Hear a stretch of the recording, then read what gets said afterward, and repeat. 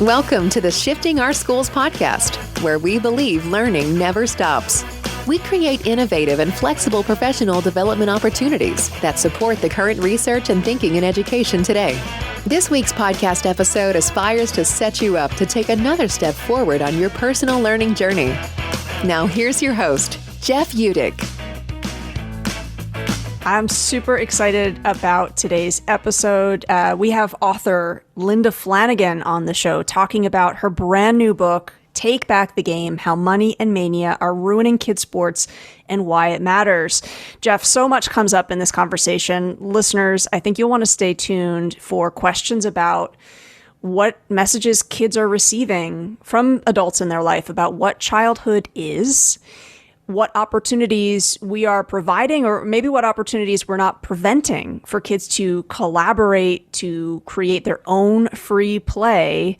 And again, just thinking a little bit more about if students have interests, how are we letting them really pave that pathway and not telling them what that pathway should be? So all of those things come up in today's chat.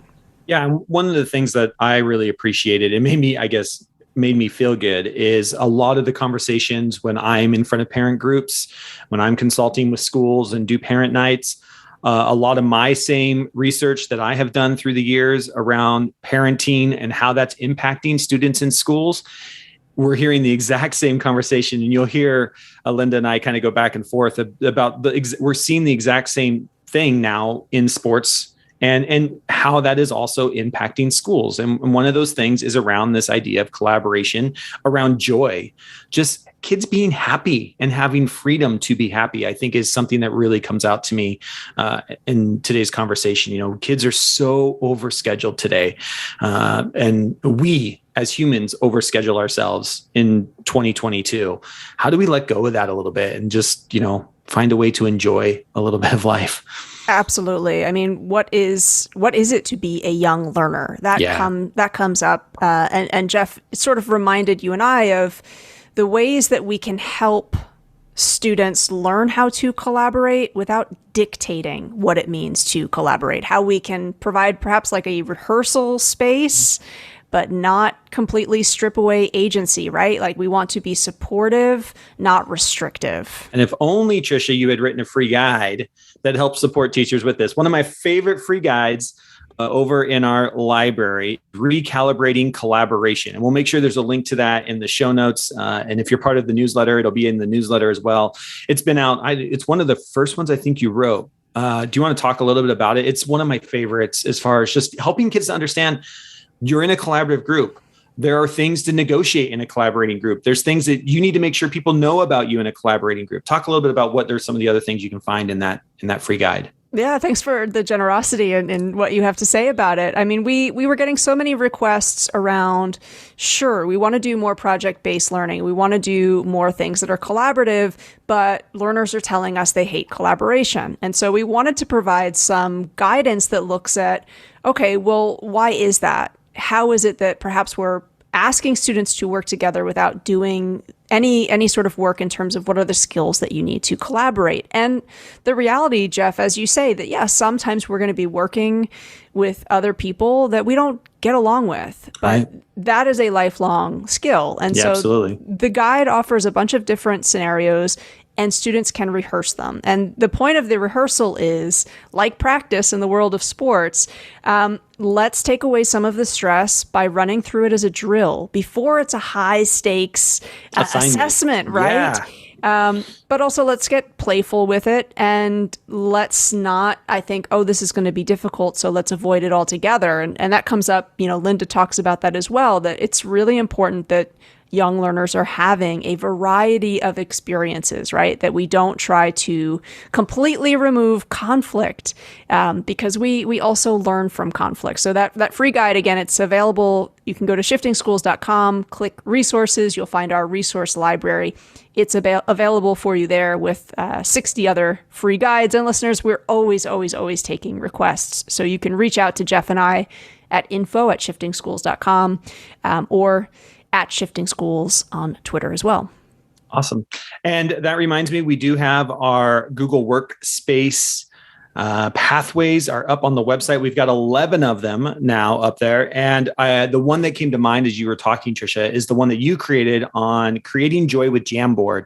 Another great collaborative space we can have kids in where you could do rehearsals of how do you share a digital space? What does it mean negotiate the screen when you're on a place with other people. So that is a pathway. They're on sale now over at shiftingschools.com, along with the other 10 all around the Google Workspace app. But you might want to check out the one that Tricia just finished on creating joy with Jamboard. And it's got all kinds of resources. And I think I don't know how many different templates that you give away in that training. So there's a bunch of stuff in there as well. So check that out. And again, I would say, for anybody who is listening, who is a digital literacy coach, those pathways are really powerful because, Jeff, you've got a great one on Google Drive as well. And I know when I was a coach, you have people that need support just starting off with these tools. And then you have other folks who are at the other end of the spectrum and they're sort of looking for some of the advanced skills. And the power of those pathways is you can provide them for an audience who's going to access the level that they need. And it's going to free up your time to be having some more of those in-depth conversations around, again, the way that technology can really enhance learning. Yeah. And again, we've got 11 of them over there. That's at shiftingschools.com. You can check those out. We've got a bunch of them. But we are so excited that we were able to sit down today with Linda Flanagan around her new book, Take Back the Game: How Money and Mania Are Ruining Kids' Sports and Why It Matters. A great conversation about just where we are with supporting kids today. I think you're really going to enjoy this one. And with that, on with the show.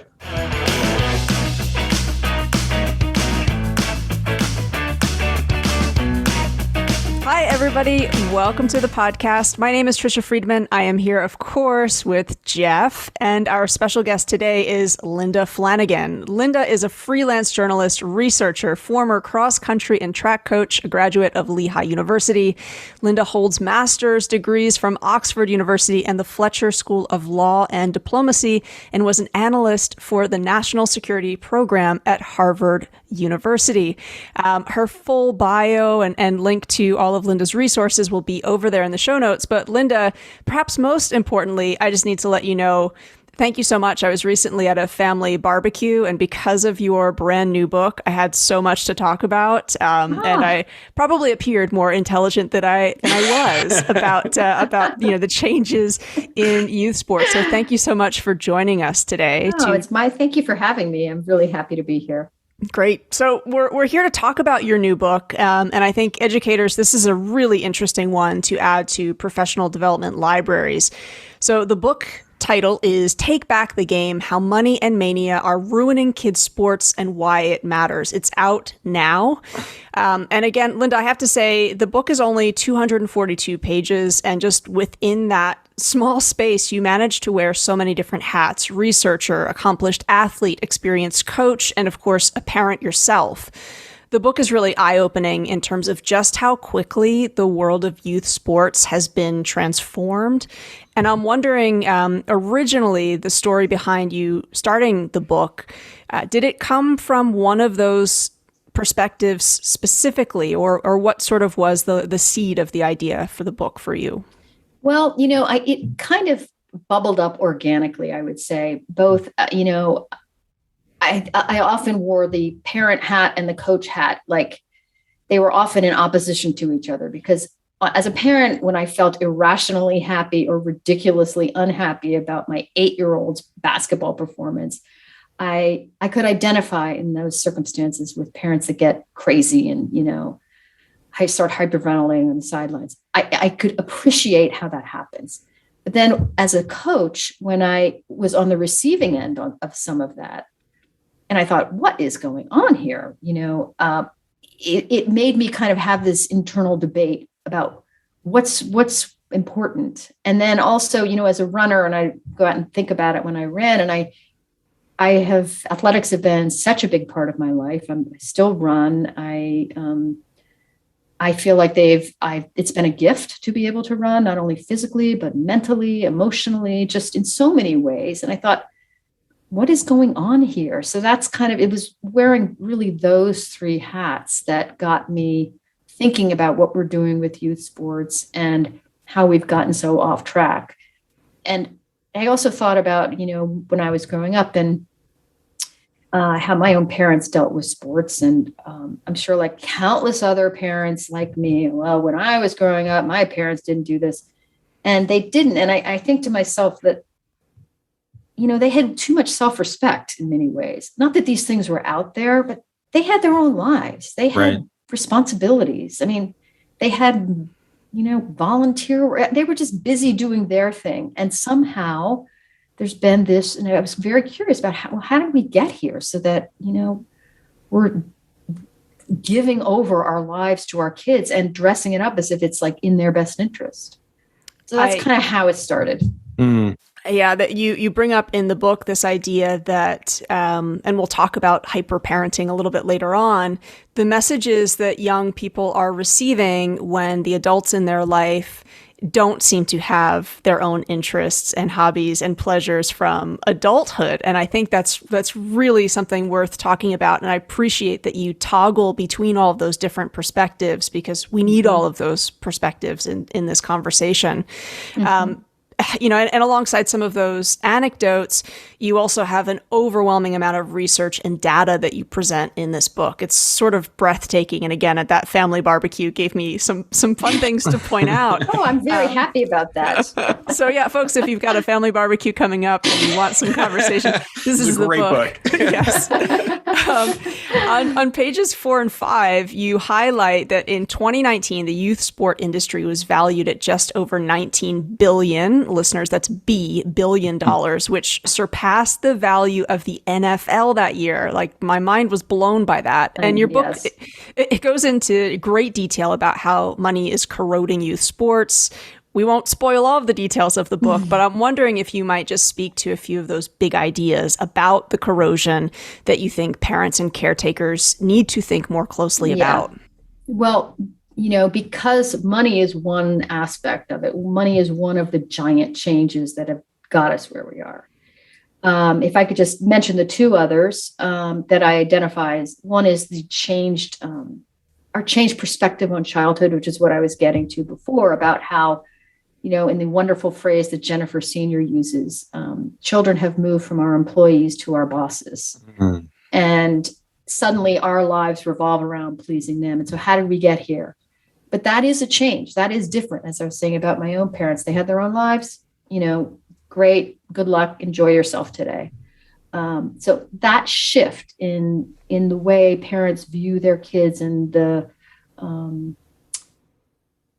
what kids can do for their parents, in effect, that is another giant change. And because athletics are so big in this country and so remunerative at the highest level, and they accord all kinds of status to parents, it's natural that youth sports would be affected. And the third big change is what's happening at colleges and universities, where they're so expensive, so hard to get into, they become an overwhelming fixation. But here's athletics. It's a way in for some kids.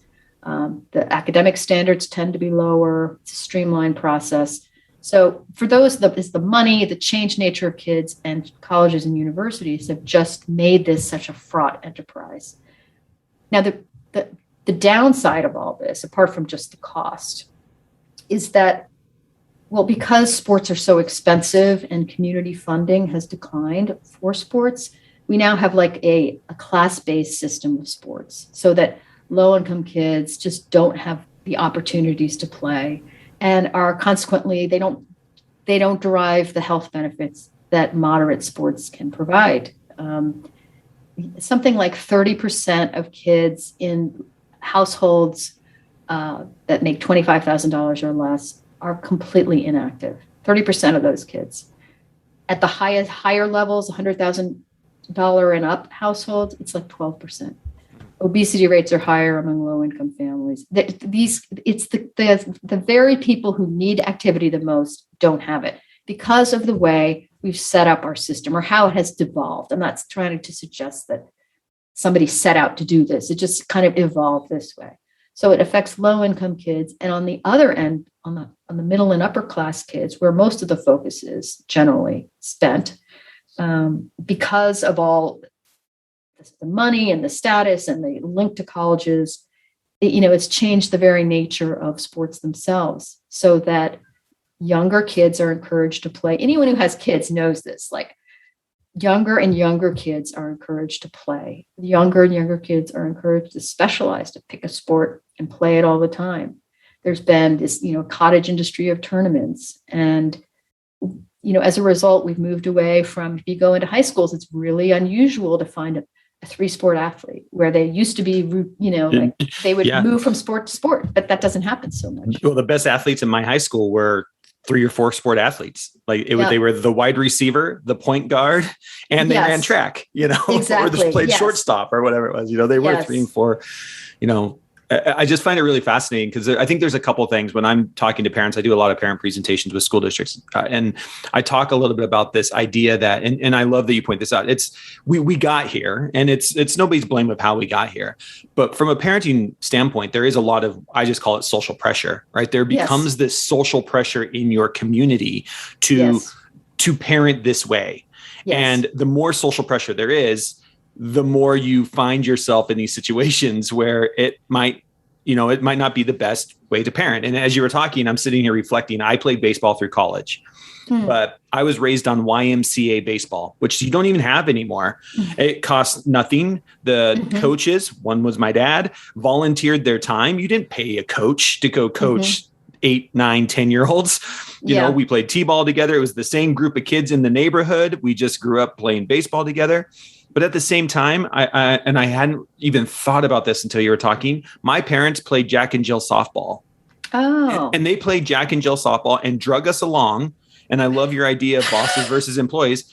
It was the most boring thing ever. We would sit there, we were 7, 8, and 10, and we would have to go every week. We're going to a Jack and Jill softball game. And every week we have to go because mom and dad are practicing for softball. But for them, that was their athletic outlet. They loved playing softball together, right? As a husband, wife, and as athletes, they loved playing softball together. And we got drug along to all those practices, all of those games. But as I sit here and reflect, is that part of the reason why I loved baseball? Like that was part of my experience growing up, was when I went to practice and I went to games, it was like mom and dad, I got to be a little bit of that. And as that continued, and even in high school, like I played American Legion ball, and I think it cost us, I felt bad because I think it cost $120 for the jersey is what it cost to play American Legion. And I still went to college and played baseball. I'm of a era that we didn't have this, privatization of sports yet. But I think about that of, we as children watched our parents be happy playing sports. As employees who were bored out of our mind playing at the playground because they're all over at the park, with all the other kids whose parents were playing softball as well. And I just love that idea of, what are we as parents putting forth to our children to say, sports are really important, but even as an adult, I like to go run, and you're going to have to sit at home in front of the TV for a half hour and not get in trouble because I need a half-hour run today. Or you're going to go running with me when you're, when you can keep up, or before you can start beating me or whatever, but that is such, I think, a critical part that I agree with you. I just don't see that a lot anymore. Yeah. Well, you want to model what modeling is all what you're taught as a parent, and it's true as a coach too. You want to model the way you want them to behave. So do you want to model adulthood as this like total drag and, just driving around and sitting on benches all the time? I also, goes to why I think I would be so happy if more women stepped up to coach. And I understand why they don't, or why, it's a challenge and everyone's busy, but I think it's so good for girls to see adult women involved and interested in sports, because if it's only men, it's almost like, well, you can play sports when you're a girl, but when you grow up, forget about it. It's like there's a cap on how long you can play. Yeah. And for, so for women, it's about being thin, or, going to studios to, be thin. And it's not about sports and fun and play and competition. It's for appearances. And I think that's another reason why it's important to have women coaches. And I like that your book goes further into that. Again, I'm just sort of shocked that the book is only 242 pages because you cover so much ground. It's like the perfect example of, an economically written book. Again, so many takeaways. But, your point about it goes deeper than it's not just a drag for the family. You talk about how not just the financial investment, how that's exploded, but the time commitment and the consequences that actually has for the family unit and the family dynamics, which were, that was really eye opening. So that I appreciated you going into that as well. Well, if it just stands to reason that if, parents are spending, this one survey I looked at, 19% of the families were spending 20 hours a week or more on their kids' sports. And, like somebody's going to pay for that. That's not for everybody in the family if you have more than one child. And, that's going to be felt. How can it not be? I mean, kids are so acutely conscious of any kind of, vague inequity that's when you have this massive expenditure and amount of time that parents may be devoting to the athlete, it can't help but have an effect. Yeah, that's right. And I was just thinking, I was going through my Facebook feed and there's a friend in my Facebook feed who her son, I think he's 9, is into all of the select baseball teams. And I don't know, they travel everywhere and win championships everywhere. And I have that same feeling. I'm like, what is summer for his younger sister who's being drugged all over the state of Washington, Oregon, Idaho. They go as far away as Wyoming, and it is constant. And she sometimes is even like on Facebook saying, I can't wait for summer to be over. And I'm just like, wow, we've gotten to this point where sure, your son's winning trophies and he's winning championships. He's in elite tournaments playing baseball all over the Northwest up here. But at what cost to, you can't, like, what happened to summer? I mean, for you as a parent, there's no recharge time. Yeah. For his poor younger sister, who I can only imagine what that's like, sitting in the car watching and then sitting in the stands watching brother play baseball week after week after week.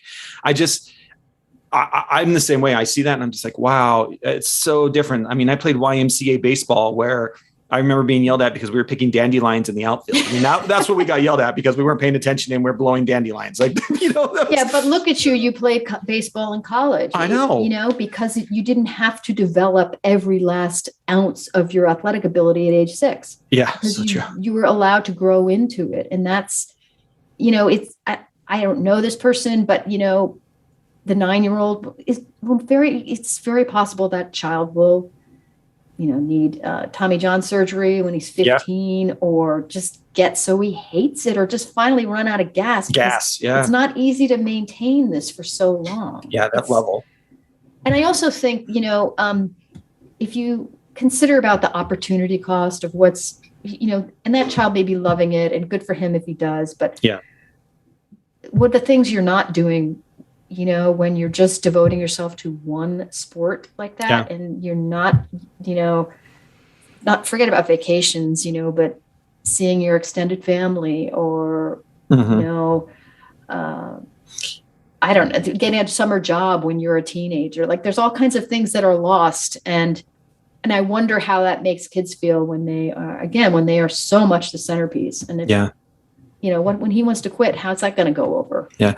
Well, did you come across any research? Because I just find this fascinating too, when I look at like some of the top athletes that you hear a lot about, and I'll use, because I'm in Seattle, I'll use Russell Wilson, right? Russell Wilson was drafted in as a baseball player and a football player, and even had a scholarship to play basketball in college. So he's like, I would consider him a top athlete in football today. But even through high school, he was playing multiple different sports. And you can usually point to, I would say, a lot of the top athletes across genders, across places that were still, I would consider this 2, 3, or 4, sport athlete, even through high school. Is there any research to show that actually being expanded across those makes you a better athlete Oh, yes. Well, it's what the college coaches want, the multi-sport athletes. Yeah. They want the kids who've been playing other sports because it helps them develop in other ways. It means they're perhaps more adaptable. It also reveals this competitiveness. This is what some of the coaches told me, that, a kid who moves from sport to sport, there's a certain competitive streak that applies in each of them. And most importantly, there's more upside for that kid.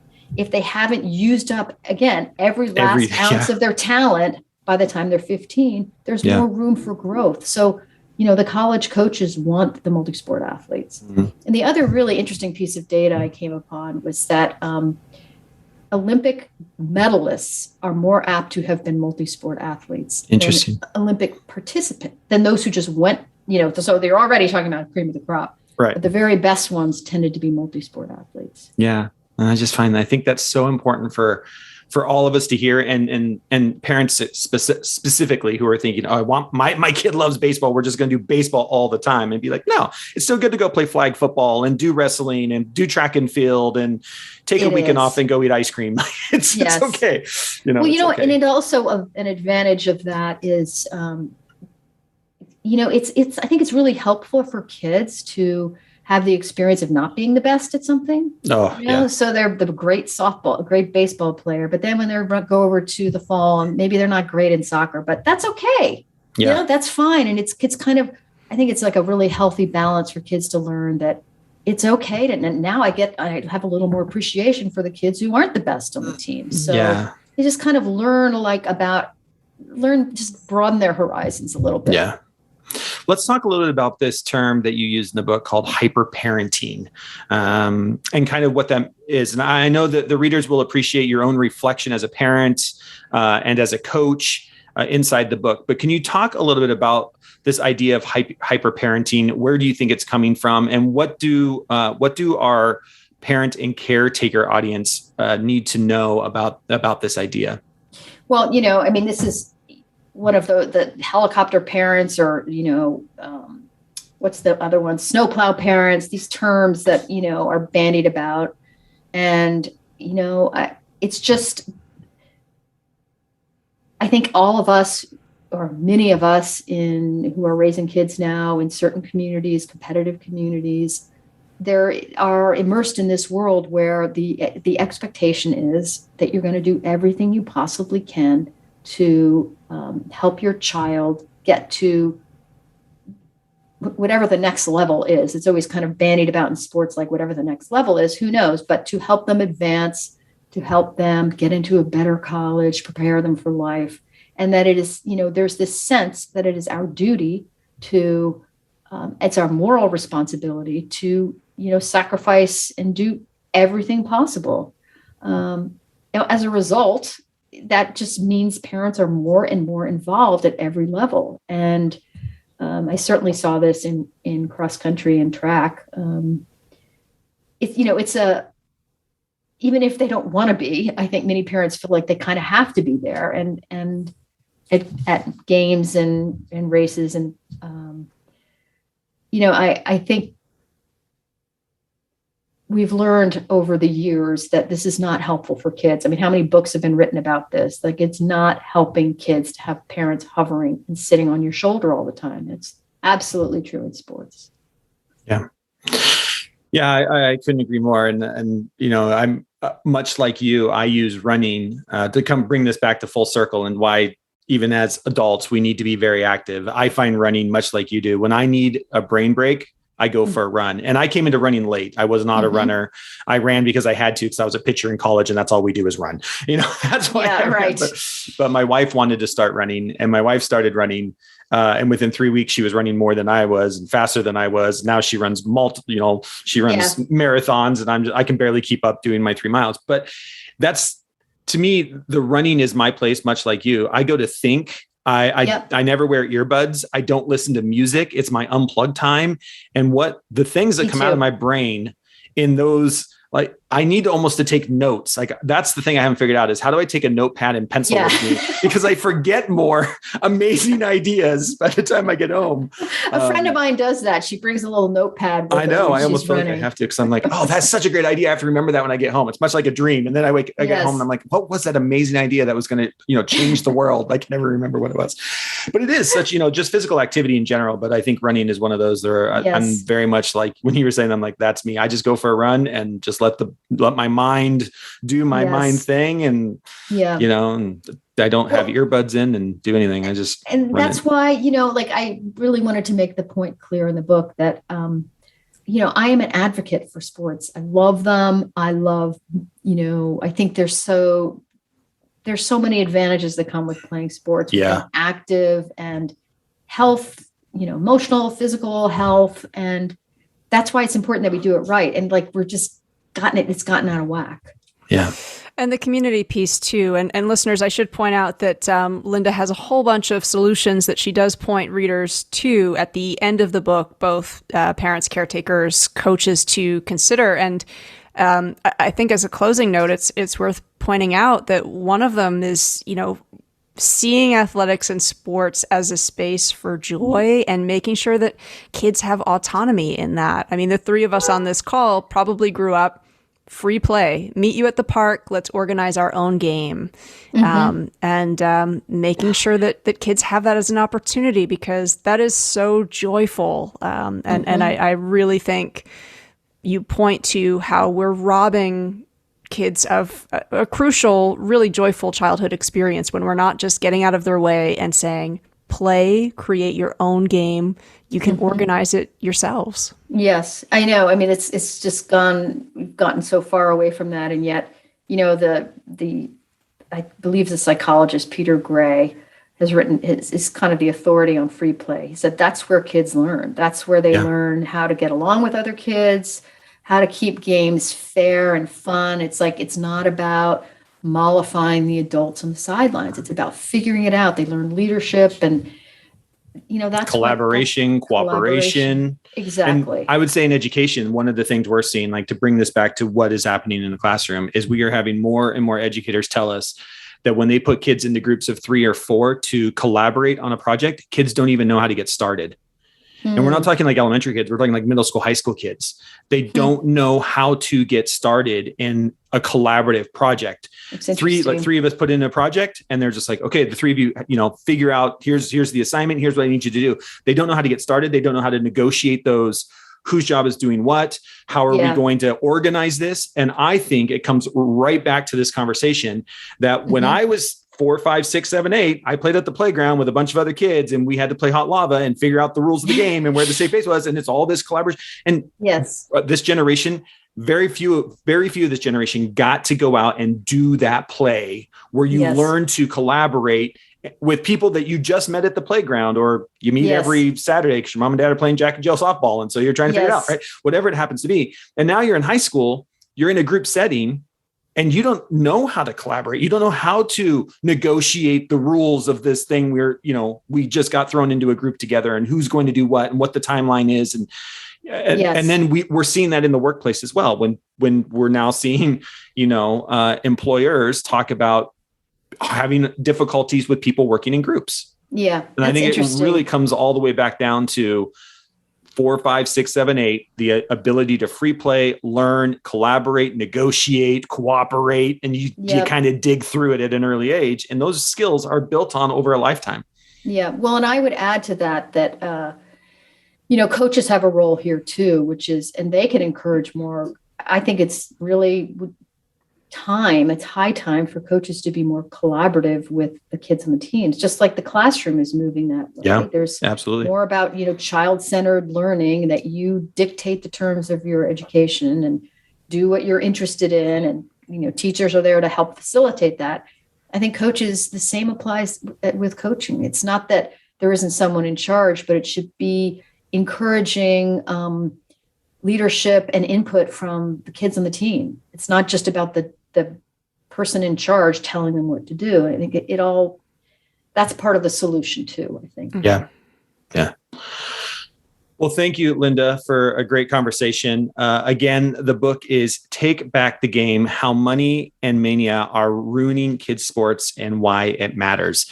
Thank you so much for spending some time with us today. We'll make sure, again, that links to everything we've talked about, including the book and everything else that you need to know, is in the show notes. Linda, if people want to reach out to you, if there's a school district or a teacher that wants to reach out to you, what's the best way for them to contact you? Well, probably Twitter. Okay. My Twitter is at Linda Flanagan 2, the number 2. I'm happy to take emails too. It's okay. Linda@flanagan'snj.com. Just the way it sounds. Awesome. My name with NJ at the back.